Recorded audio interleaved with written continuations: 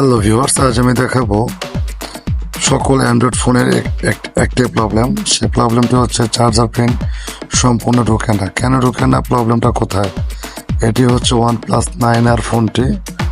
তো এই ফোনটিতে কি প্রবলেম যে চার্জার পিনটি সম্পূর্ণ ঢুকছে না। তো এই জন্য আমরা যেটা করে নিয়েছি, সম্পূর্ণ চার্জার পিনটাকে ওয়াশ করে ভিতরে যে চার্জার পিনের এখানে যে ময়লা আছে সে ময়লাগুলো বের করে নেব। অনেকের ফোনে প্রবলেমটি হয়, নিজেরাও বুঝতে পারে না যে আসলে ভিতরে আমাদের চার্জারের কেবলটি কেন ঢুকছে না।